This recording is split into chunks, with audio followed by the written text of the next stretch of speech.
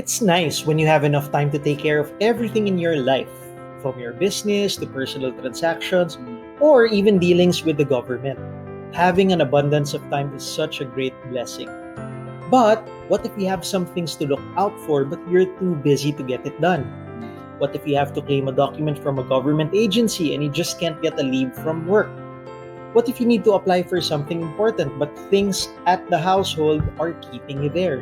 Now, this is exactly what one of our top fans, Sheigh M. Hi, Sheigh M. This is what she thought when she asked, Attorney, I often encounter an SPA when it comes to banks and government agencies. I just comply with it to get the transaction over with, but I've always been curious about what it meant and how to make it myself. Now I may need it because I'm going to the province, but my condo is in the middle of being sold. What if a buyer comes in while I'm not there? Can you help me authorize my brother so that he can act in my place? If you've ever found yourself in the same situation as Sheigh, stick around as we explain this.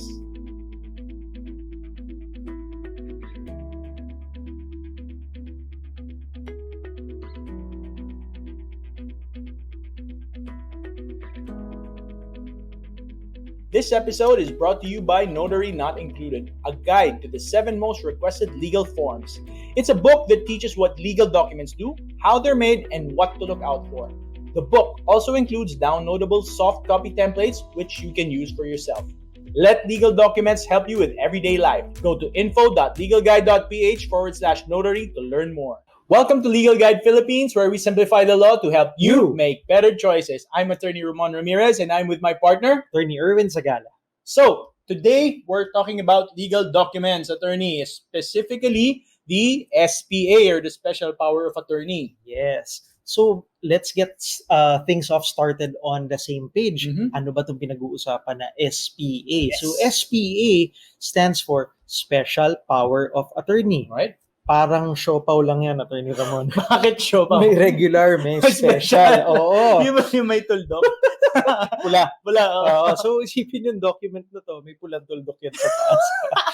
So, bakit siya special?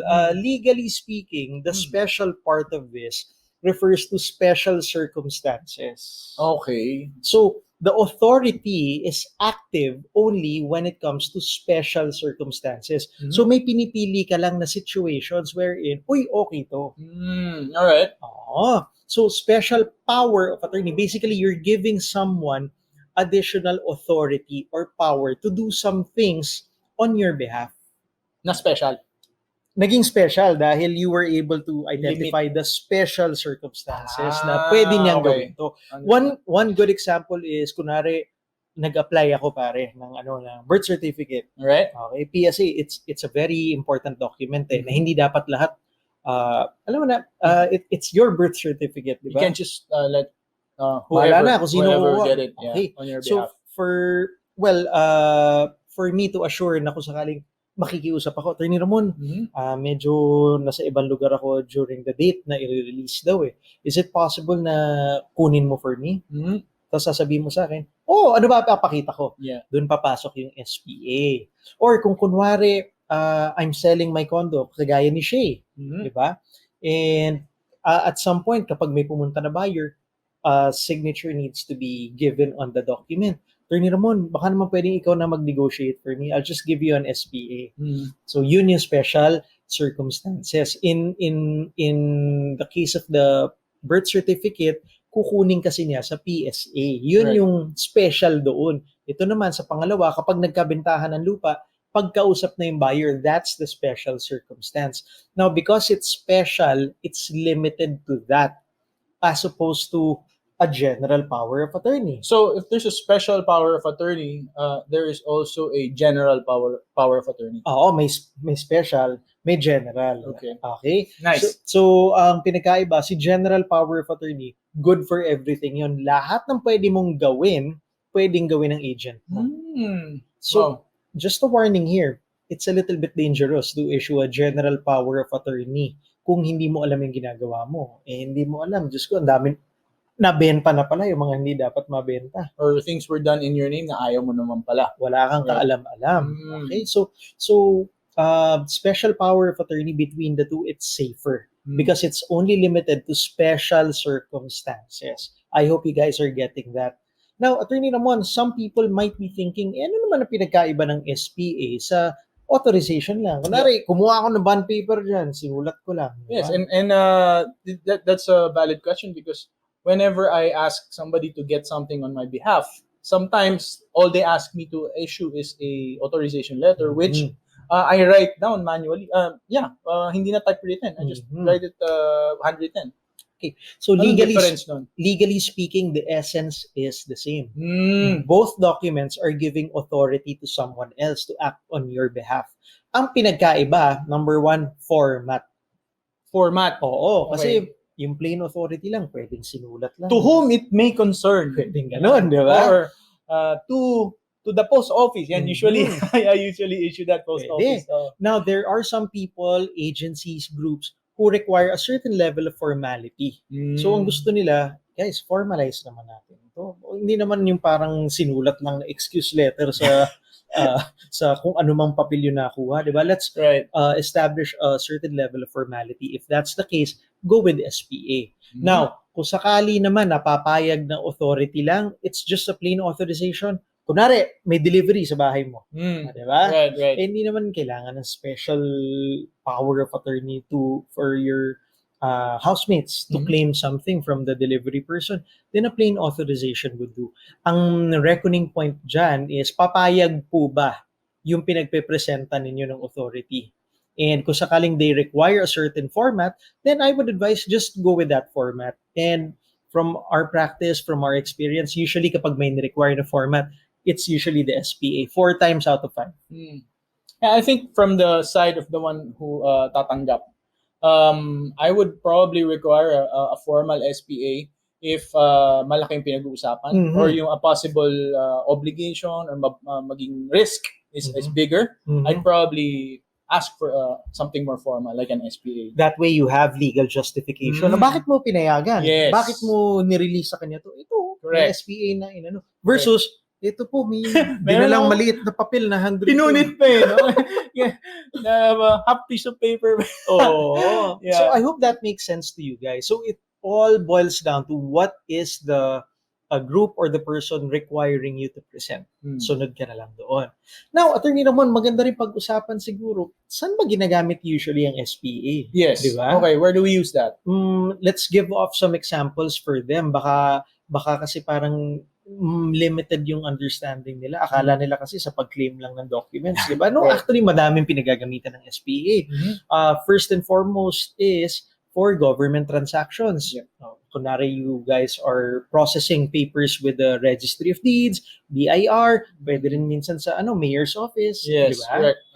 So an SPA may be required in those circumstances. For service providers like in our law office, we always use SPAs because we're doing things on behalf of our clients. So may mga ina-apply kami with various government agencies on behalf of our clients. So these government agencies, like the ones you mentioned, BIR, local governments and whatnot, they will require of us an SPA authorizing us or our law office to transact on behalf of our clients. In addition, with court, kapag naghihiring, kunwari, the presence of a person is required there. For instance, pre-trial. Okay. If ever a lawyer will be representing a client and the client isn't there for pre-trial, required na may SPA. Or sometimes for filing cases, in case the person who is actually the principal could not process the filing themselves, they can actually authorize someone through an SPA to be signing the complaint on their behalf and all of that. Nice. Okay, great. Ano pa, attorney? Pagdating sa kaperahan. Sa kaperahan. Yan. Kunwari, bangko naman ang pinag-uusapan. A lot of transactions would require an SPA. Diba? Kunwari, you're managing cash or withdrawing on behalf of another person. Diba? Especially when dealing with bank accounts and then deposit boxes. Diba? Minsan, kinakailangan ng bangko yan. The bank needs to be assured that they are dealing with the right person. Or kung hindi man the right person, because it's a substitute, a duly authorized person. That's why they require the SPA. Makes sense. Pwede rin sa kontrata. ayun nga, bentahan ng lupa, di ba? Bentahan, okay. Kagaya ni Shay, di ba? Kunwari, Shay will be out of town and she needs to authorize her brother to negotiate and sign on her behalf. So, SPA po ang katapat sa ganyan. Finally, well, nabanggit na natin yung mga important documents. Kunwari, i-claim yung birth certificate, marriage or death certificate, or pwede rin passport. Yung mga mabibigat na documents, di ba? Pwede rin, kunwari, active na, national ID. Di ba? Kung i-claim mo yun, tingin ko pwedeng SPA ang gagamitin for that. Now, the next question, usually, Attorney Ramon, kapag nakikipag-usap tayo sa students or clients is, Attorney, gets ko na kung ano yung SPA. Paano ba gawin yan? Yun. Okay. Diba? Paano ba i-type yan? So, Alright. quick tip. If you go to this website, ang dami mo makukuha templates. Ano kaya ang website niya? Makinig na kayo. Ito Okay. So, write this down. It's www.google.com. Ladies and gentlemen, sandamakmak ang templates na makukuha nyo on an SPA just by typing it in Google. So, mamili kayo doon. What I'm going to do right now is give you the framework. Yan. Mas important, di ba? That's more important. Ang daming templates dyan, pero how do you know what is a good template? Ito na po yung framework which I look at. And whenever I'm drafting, tatlo lang naman yung binabantayan ko dyan. First part, parties. So, sino po ba yung parties involved in an SPA? Parties, sabi mo eh. There are at least two parties here. Number one is the principal. Principal. Naku, pinadala ako dyan. Grade school ako. The principal is the person na pinagmumula ng authority. He is the person giving permission to the agent. So principal and agent. Yes. Okay. Kung mapapansin nyo, there's a principal-agent relationship. That's why yung mga ganito pong provisions under the law, you can find it under agency. Doon sa in the civil code. In the civil code, yes. On the chapter on agency. So, principal and agent. Ngayon, yung agent, there's another fancy name given to them in different templates. Right. Agent can also be called an attorney in fact. Attorney. I'm not an attorney in fact. No, you're a real attorney. but for purposes of an SP, attorney in fact, basically, you're the person representing another person. So yan pala yung lusot, no? Kahit di ka mag-bar, pwede ka matawag na attorney. Attorney. In fact. Hi, I'm attorney in fact. Pwede.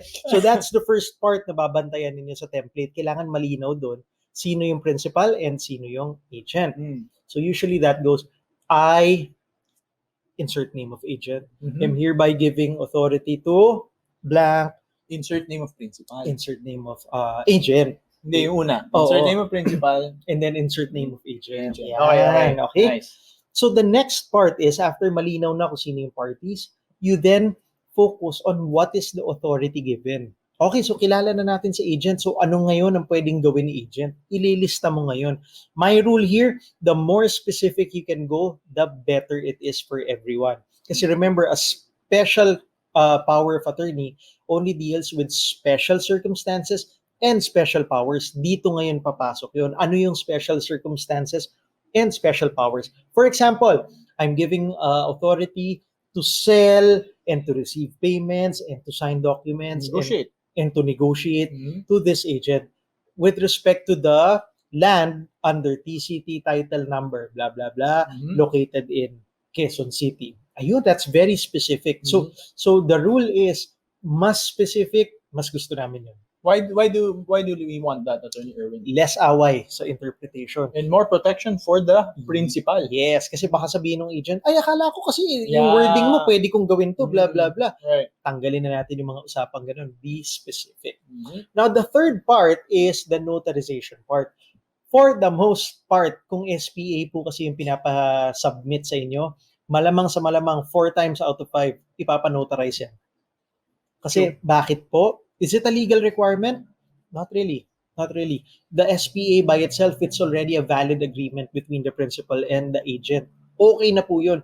However, most people receiving an SPA would enjoy the extra protection granted by a notarization. So 4 times out of 5 from my experience, ipapanotarize po yan. Ihanda na po ninyo. So when you're looking through templates for SPA, hanap na po kayo no may notarization portion sa baba. Just to save time. Yes. Just to save time.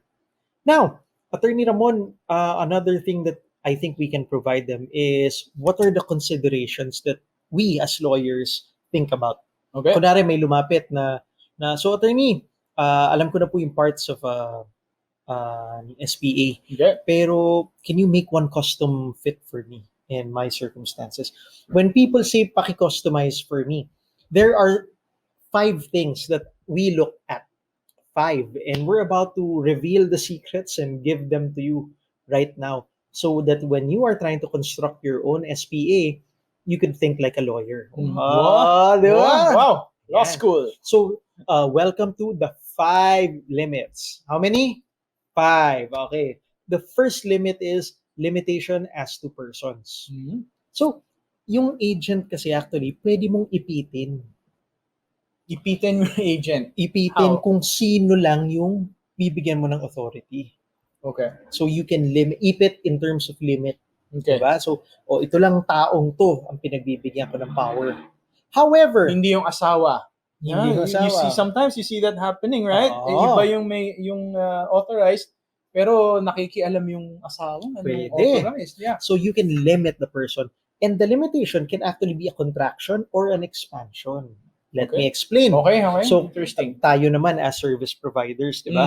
Hindi mo minsan alam kung sino yung i-assign mo na tao to go to a certain agency. Correct? Right. So, what we do in our SPAs, ini-expand namin.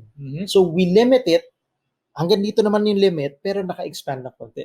So, it can be Attorney Erwin Sagala, Attorney Ramirez, or, ayun, pwedeng i-designate namin yung pangalan ng mga, paralegals or messengers, or you want to expand it a little bit further, anyone from our law office. Yun. That should be sufficient. Oo.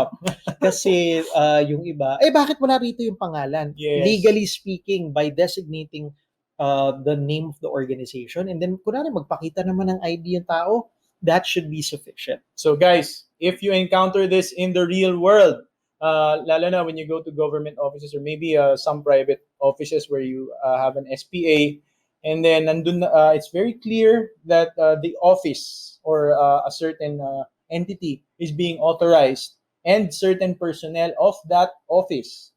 That should suffice. Okay? Wag na nating, let's not be... bakit wala dyan yung bakit pangalan? Wala yung pangalan mo, iho? Actual. Nung ginawa kasi yung SPA, hindi pa namin hired yung tao. Yes. Paano naman namin ilalagay yung pangalan? We had no idea that person will be joining our team. So, guys, don't get locked into the checklist mentality. Yes, wala sa checklist yan eh. Yes. Na wala yung pangalan niya. Guys, a little bit of discretion will go a long way. Kasi legally speaking, that should be enough. Logic lang konti. Let's just try some logic.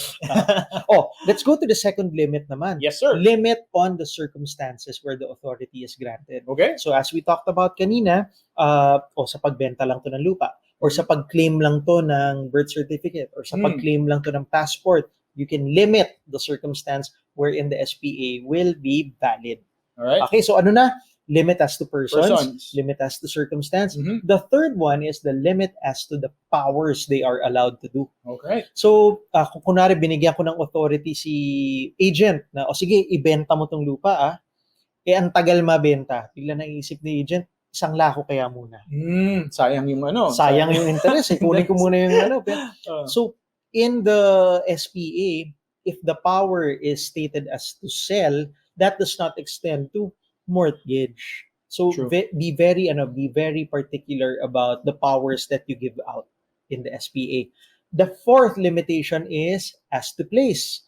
Pwede niyo rin pong ipitin yan as to place. So kung kunwari, Mr. Agent, you are authorized to negotiate and sell my properties located within NCR. Okay. Di ba? Right. So hanggang dun lang yung power niya. Paano naman yung resort ko sa Palawan? Wag mo na pakialaman yan. Wala sa usapan Metro yan. Manila ka lang. NCR. So you can also limit it as to place. And the fifth one, my favorite limitation na hindi masyadong alam or ginagamit ng mga tao, which I think people should utilize more is time limitation. Kasi pwede mong i-limit na yung SPA mag-i-expire after a certain time. So this authority is valid only for 6 months. And then Okay. pwede mo namang i-renew after. That way, malilimit mo yung risk. Assuming na hindi pala okay gumalaw yung agent, di ba? You're limiting it na okay, hanggang dito lang. At least hindi tuloy-tuloy. Baka kung anong kalokohan yung gawin. Eh. So, I would advise you consider that as well. Napakaganda po for you to do it Mission Impossible style. Alam mo ba yun? Anong Mission Impossible? Yeah, Yung this may ano, message will self-destruct in 5, Oh. 4. So yung SPA ninyo may ganun din na feature, di ba? This SPA will self-destruct in 3 months. 3 months. So whatever it is, di ba? Ang galing, no? Okay. I like it. Attorney Ramon, may isa pang tanong usually na lumalabas. Okay. Does the agent need to sign? On the SPA. Kasi merong mga templates na nandun yung agent, meron din naman na templates na wala. Here is our opinion. Legally speaking, ang pinaka-important kasi na binabantayan is the principal because it's the principal which will be giving away some of his rights and powers to another person. So pinaka-important na binabantayan dyan is the principal's signature. Now, the principal's assignment of his powers. Yes. Okay. So, Attorney Erwin, yung agent ba kailangan po na pumirma or may conforme doon? If you can get it, good. Kung hindi, I think it's still workable. Why? Assuming kasi na gamitin ni agent yung papel, I think that signifies na yes, I agree to be an agent kasi nga ginagamit ko na to, di ba? Hawak na niya, no? And then hindi ako pumapayag, di ba? Ginagamit na niya, pinasabit na niya, hindi pa rin ba siya pumapayag na. So ito yung best practice. If you can include the agent na pumirma na siya, better. If hindi, don't worry, it's not a deal breaker. As long as yung principal po, maayos naman yung pagbigay ng pirma at consent, I think tatakbo pa rin yun. Okay? Nice. And then finally, Attorney Ramon, ito medyo mainit na tanong to. Okay, required po bang i-notarize yan? Kapag hindi notarized, hindi na po ba papansinin yun? Yun nga, because you said earlier that usually 4 out of 5 times it should be notarized. Yes. Okay. So, okay, anong sagot, attorney? Legally speaking, it is not required to be notarized. However, check in with the government agency, group, or person that you will be submitting it to. If they require na notarized dapat, then I would probably just take the the path of least resistance and ipapanotarize ko na. I will just comply. Kasi at the end of the day, sila naman yung tatanggap nun. I agree. I agree. Why, ba't pa natin pahihirapan yung sarili natin, right? Para isahan na lang. Yeah. And how big of a hassle is it really to have it notarized, right? So yeah, that's a good advice, Attorney Erwin. I hope you guys got a lot from that. So Attorney Ramon, do you mind doing a recap for everyone? Yes, Attorney. So wow, we talked about a lot of things today. So the first thing we talked about is an SPA. So what is it? SPA, it is a specific authorization given to somebody, right? As opposed to, let's say, a general authorization. May dot na rin. Okay. May dot sa rin. Special. Special authorization or specific authorization. Second, what is it used for? Ang dami. So many things. Actually, so many things. Whatever situation where somebody will act on your behalf for something specific, use an SPA. So examples, BIR transactions. Yeah, we talked about a lot. Banks, yan. Last, what are the parts of an SPA? Ano bang yung main parts that we look at? Parties, number 1. Number 2 is the specific authorization given or the authority that you will give. And the third is the notarization part. No? So, generally speaking, yun yung mga makikita ninyo na parts dyan. So just look for those parts and you should be good. Next, we discussed best practices. Am I correct? Best practices. And in discussing the best practices, we talked about the 5 limits. Limits as to person, limits as to yung circumstance where the authority is granted, limits as to the powers, what they are allowed to do, limit as to location, place, and last is limit as to time. So how long will this authority be? Tama ba, attorney? Yes. All right. Now, last question pala is, required ba ang agent to sign, or is the agent required to sign the SPA? And the answer is, better if yes, if you can get it. But if you don't, then it's not a deal breaker. What's important really is the authority given by the principal, so the signature of the principal. Oh, ito, Attorney Ramon, totoong last na. Ang dami mo ng last eh. Oh, Okay, last sorry. question. Oh, what's the last question? Okay. Why have it notarized, Attorney Erwin? Well, if kinakailangan nung tatanggap ng SPA that it be notarized, then do so. Legally speaking, it's not required. It's already a valid contract. However, if it's required to be notarized, just comply para tapos ang usapan. It gives it more credibility as well. Yes. Ayun. For most of you, this episode was more than enough. And if it makes your life easier, then great. But there are some of you who will watch and end up asking more questions, such as, Attorney, what should we look out for before we sign documents? Or where can we get templates for everyday transactions? Or what will happen if we have the documents notarized? If that's you, then I invite you to check out the book, Notary Not Included, where we give a crash course when dealing with legal documents. We'll talk about the lawyer's secret to making good legal documents, the 3 biggest myths about legal documents, and the 3 rules we follow when drafting for clients. Plus, we give you simplified templates of the 7 most requested documents that you can keep forever. Get the book now at info.legalguide.ph/notary today. Now, to add to that, if you want us to tackle your question in our show, go to www.legalguide.ph and click the Submit Topic button. Next, we'd like to know what's your biggest takeaway from today's video, so please write it down in the comments and let's talk about it. Lastly, if you feel that we have earned a good rating, please give us a like and subscribe because it gives us feedback that we're doing a good job and it encourages us to do more videos. One last thing. Don't be embarrassed to ask for help when you need it. Most of the time, you'll find that people are willing and ready to jump in and assist you. When these people come, make sure to do everything on your end to make it easy for them to negotiate, pay, or claim things on your behalf. Equip them with the right authorization so they have an easy time. So wasn't that simple? Now go make better choices.